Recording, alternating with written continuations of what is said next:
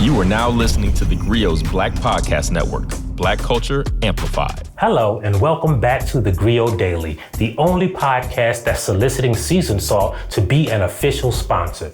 Lori's, call me. We'll be here every morning to give you a little perspective on what's going on in our village. And if you're in this village, you probably heard about this little racist institution called the police. Now, of course, when you call the police racist, you'll get the same pushback that you hear when you talk about any kind of racism. I mean, you know what I'm talking about, right? Do you believe there is systemic racism in law enforcement? I think there's racism in the United States still, but I don't think that the law enforcement system is systemically racist. We have come a long way in this country. Now, I will grant you, there are some people who may be racist. I will also grant you in the police, there are some bad apples.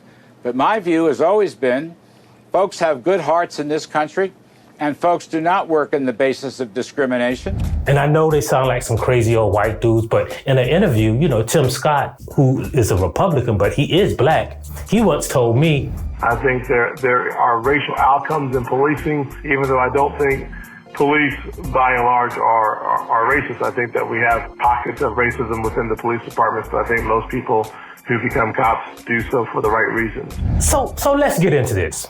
I'm Michael Harriot, world famous white peopleologist, and this is TheGrio Daily.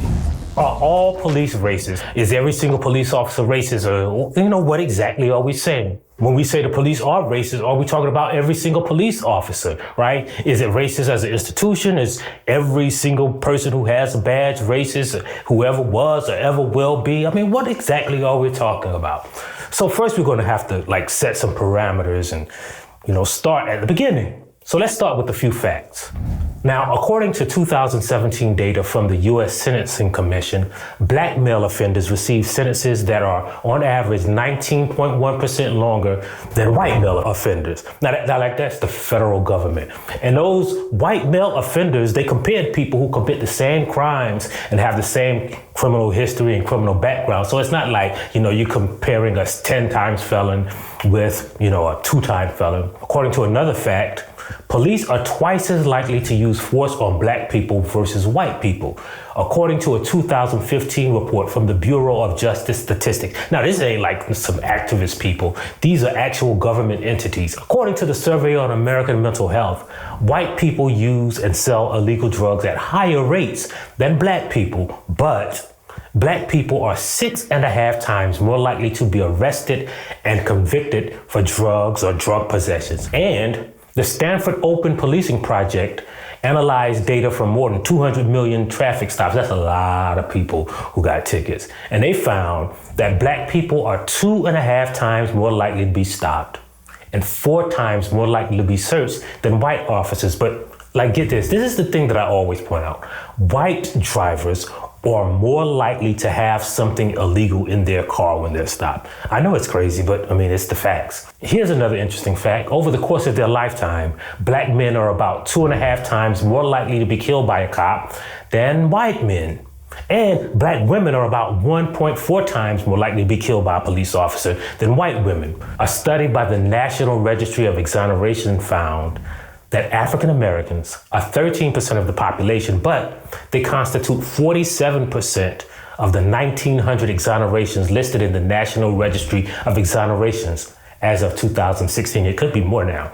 And they are the great majority of more than 1,800 additional innocent defendants who were framed and convicted of crimes in 15 large-scale police scandals and later cleared in quote-unquote group exonerations. And that's the end of that quote, which is crazy. There ain't no doubt that the way black people in America are policed is undeniably racist. But, whose fault is this? Who should we blame? Should we blame every single police officer? Is it Tim Scott's fault? I would like to, but nah, we can't do that. The question is, why are we even talking about this like this? Racism is the only subject that we talk about in these terms, right? When we say the troops defend our freedom, we're not talking about the dudes in the Coast Guard checking fishing boats or the soldiers doing the paperwork. We're talking about the institution of the armed forces, or when the Golden State Warriors won the NBA championship. We still gave credit to the people on the Golden State who didn't score a single point. Like, because we know, like, Steph Curry, they do most of the scoring. But the other people, they still got a championship ring because they are Golden State Warriors. They own the team. They own the institution of that team. Or, like, when McDonald's messes up your burger, and we don't judge the dude on fries, right? We don't think he had anything to do with it, but you still say, man, McDonald's messed up my burger. But when we talk about racism, we always are required to say, not all white people. And if you don't say it, white people will soon chime in. They'll swoop in like Tarzan and say, but not all white people. White people always, just say something about white people on Twitter right now and see how many not all white people you get. So many different kinds of versions. I was raised by my parents, the Nazi race. Not me, though. I'm a little different. But we always get a version of not all white people. So here's something you need to remember. Nothing is ever all. If you say cars need gas, you know I'm not talking about electric cars or cars that run on like water or solar energy. When they say, birds fly. We know penguins can't fly. But still, it is true that birds fly because the vast majority in the species fly. So when we say white people, we're talking about statistically proven majorities of white people. And the white supremacy embedded in the national criminal justice system existed long before any police officer in America was ever born. We're not talking about all police officers. We're not talking about every black person who was ever convicted. We're saying the police are demonstrably racist. And that predates William Barr, or George Floyd, or even, and I know this is hard to believe, even Donald Trump. They didn't build it. They are simply the caretakers of white supremacy.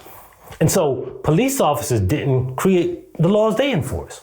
However, they do enforce existing statutes in a way that disproportionately harm black people. It's not racist to arrest people who have dope in their pockets, but if you target black people, even though white people are buying and using all of the drugs, then it's racist. It doesn't matter how you intended it to be. And the intent of the police doesn't matter because they enforce the law in a racist manner. You know what? Let's go deeper. First, we gotta remember how our girl Merriam-Webster defined racism.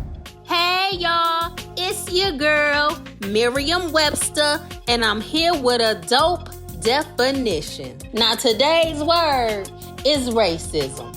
Racism is a belief that race is a fundamental determinant of human traits and capacities.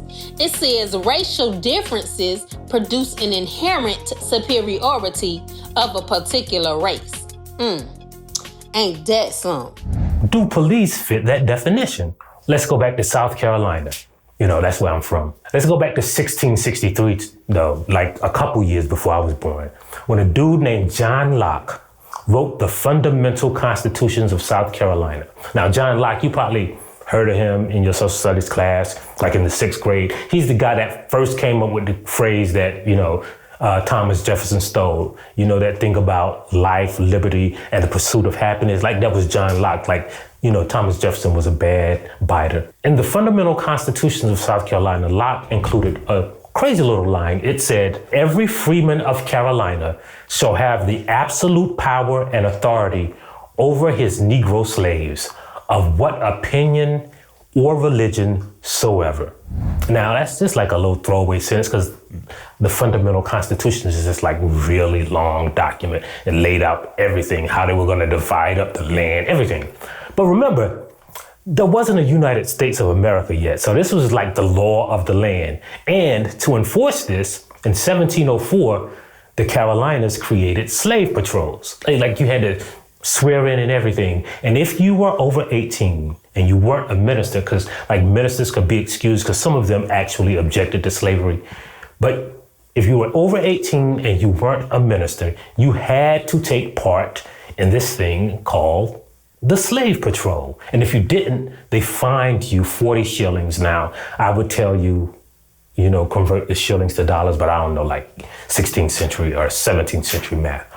In 1739, there was this dude in Charleston, South Carolina. There was this dude named Jimmy, and he was just tired, right?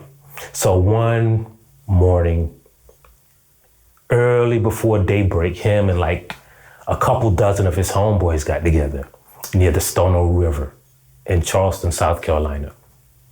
And they just went ham. First, they went to this armory, right? It was like a store that sold guns. You know, you probably never heard of gun stores because like America don't do that anymore, right? Right. Oh, we still do? Well, anyway, there was this store where these white guys, you know, sold guns and candy and stuff. And they broke into the store, attacked the white guys, and took all the guns. And they handed them out to the slaves. And then they started marching through Charleston. And I mean, there's no delicate way to put this. They started killing every white person they saw. And when they got, you know, to a riverbank, they got about 3 miles. They decided to, you know, go to sleep. But one guy saw them and he ran away. He got away on his horse. And that guy just happened to be named William Bull, the lieutenant governor of South Carolina. He came back while the slaves were asleep and he brought the militia. And they just started slaughtering them. Now, people think that they killed them all, but a few of them actually got away. But regardless of who got away and who lasted, the next year, in 1740, South Carolina passed the Negro Act of 1740. It forbade slaves from riding, gathering in groups of 3 or more. It told them even what kind of clothes they could wear. They had to wear white clothes. And it allowed slave masters to kill their slaves. Why is the Negro Act of 1740 important? Why am I going through all this whole story? Do I just want to tell you about when black people try to kill white people? Nah. See, every law subsequent to the governing of slaves, all the way through the black codes after slavery to Jim Crow, they are based on that Negro Act of 1740. 12 slaves passed similar laws.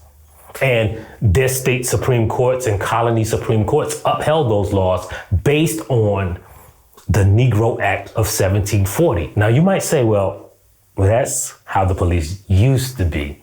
That's not what they are anymore. Can you name any other institution that began with the purpose of doing that thing and reformed itself, but it doesn't do the thing that they created anymore? Like, we've made a million changes to fire departments, for instance, right? Like, fire departments used to have horses and ring this big bell, but now we got cars and we got sirens, but they still fulfill their initial purpose. They put out fires. Can you name a institution that was like for instance, like there are segregated institutions that are now desegregated, but they are still schools. They still educated people. They still complete their primary mission. And why do we think that police don't still fulfill their primary mission? Their primary mission was always to get and keep black people in check. And you cannot reform the primary mission. You can reform the institution, but they will always fulfill the primary mission. No one is saying that every single police officer is racist. We're saying that every single police officer works for an institution that was founded in the beginning to oppress black people to the social, political, and economic advantage of white people. Does that sound familiar? Ask the girl Miriam. And that is racism. Since 1704, there has never been a single year that police officers haven't disproportionately arrested, killed, and incarcerated black people. Frederick Douglass complained about it. Harriet Tubman complained about it. It's why Martin Luther King said at that same speech that they always talk about, you know, little black girls, little black boys, little white girls holding hands. Like, they love that part, but they don't ever mention the part where he said, we can never be satisfied as long as the Negro is the victim of the unspeakable horrors of police brutality. So if you love Martin Luther King, you know that black people can't be satisfied until the police stop being racist. And that's why the police are racist because black people said so. Thank you for listening to TheGrio Daily. If you like what you heard, please give us a 5-star review, download the TheGrio app, subscribe to the show, and share it with everyone you know. Please email all questions, suggestions, and compliments to podcasts@thegrio.com. You are now listening to TheGrio's Black Podcast Network, Black Culture Amplified. What's going on, everybody? Panama Jackson here, and I'm the host of the Dear Culture podcast on the TheGrio Black Podcast Network. And I'm telling you to check us out every Thursday on the TheGrio's app to make sure you get that new, amazing, original Black content, that awesome creativity. Check us out. Dear Culture, Panama Jackson, out.